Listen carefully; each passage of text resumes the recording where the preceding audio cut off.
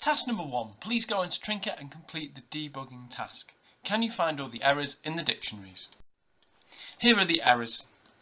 Check yours, did you get all the errors, and correct the code if you didn't. Now, so far we've been looking at dictionaries, we've been adding items, and now I want us to think about deleting parts of a dictionary. Now, on the next slide, I'm going to show you how you can do this. Now, it's fairly simple to do this. You can use the code del. You can see within the selection statement inside the if code, we are deleting the form, a certain form, code. Now, the form, remember, is the actual dictionary. It's got 2 items in there at the moment.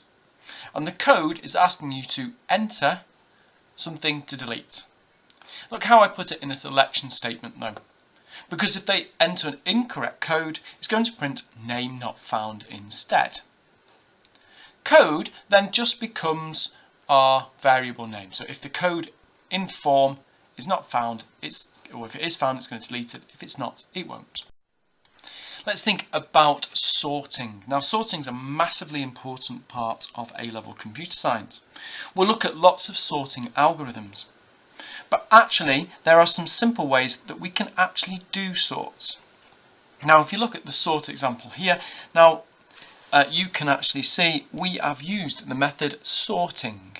And you can either sort by keys or values. I want you to go back to Trinket and try and sort the form tutors in, first of all, alphabetical order, and then reverse alphabetical order.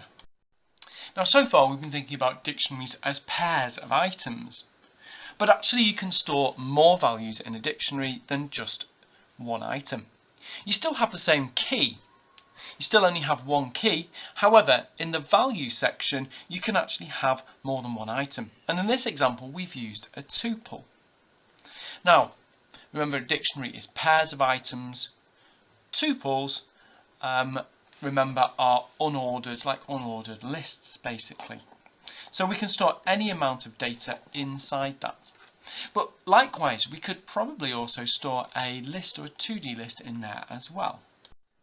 Here's a quick recall task. How do we sort a 2D list? Now, we've already been looking at sorting, and it's really simple within 2D lists just to use the sort or reverse methods that are already built into Python. Now, I want us to take a bit of an aside now to have a look at what a lambda function is.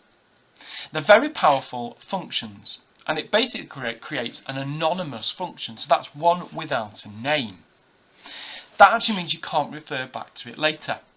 If you look at the example on the left hand side, we've got a normal function which is being used to return the value of 3x plus 1.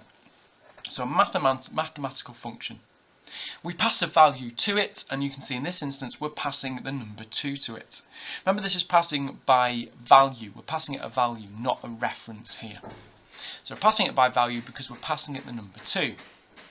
You can see the red input is sent to the function. It's a function because it's returning a value and not a procedure. And it returns 3 times x plus 1. So, in this case, it would return 7. Now, on the right-hand side, we've got our anonymous function. Now, we start this with the word lambda. We then have our inputs. Look at the input that we had on the function on the left-hand side. It's just a function or a value that we've passed to it. In this case, again, we're using x, and then we have a colon. And any code that goes after it is the function code. In the same way that we've given this function a name on the left called f, we can also give a lambda expression, an anonymous function, a name. Now, this is a bit bizarre because it's an anonymous function, but this means that we can actually print it out. So in this instance, we've given it g equals lambda x colon and then 3 multiplied by x plus 1. Then we can actually send 2 to it, and it will run that and print it out for us. We can also pass 2 variables to an anonymous function. If you look at the code in front of us, we've named it full name, we've said it's a lambda function with two inputs, fn and ln. The idea of this is to combine the first name and last name into a single full name, maybe for a username for a computer login. You can see the function code says fn.title, so it puts it in title case. It's got an extra dot in which it shouldn't have, but then it says plus a space and the last name plus the title as well in title case. So it's turning them into capital letters. So the variables would be fn and ln. The dot title changes it to title case, and then the lambda function, well, we could use this function again in the future whenever we call full name. Now hopefully by now you're asking the question, well, why would we actually use a lambda function in this way? You've just told us it's anonymous, and actually it's not, because we can give it a name and we can call it again in future. Well, actually, we usually use these when we need a function for a short period of time. You should still go about creating functions in the normal way, starting by defining your function with a def. These are actually most commonly used when you want to pass a function as an argument. So imagine you're calling a function and you want to pass a mini function to it. So maybe a piece of code that does one thing that it needs to be done before it's passed directly to the function. So that means functions can take other functions as their arguments. And here's my example. We've got student marks ascending. We're sorting, so we're calling a function called sorted with student marks and also our own mini function. So we're doing something to that data. Now we could write another function for that, and that would be a perfect way of doing it. But in this instance, we've decided to call a lambda function. X, we're taking the input as x, and we are returning the second, or actually it's the third because it starts at 0, remember, the third element of x. To find a bit more about lambda functions, I now want you to do a bit of an investigation.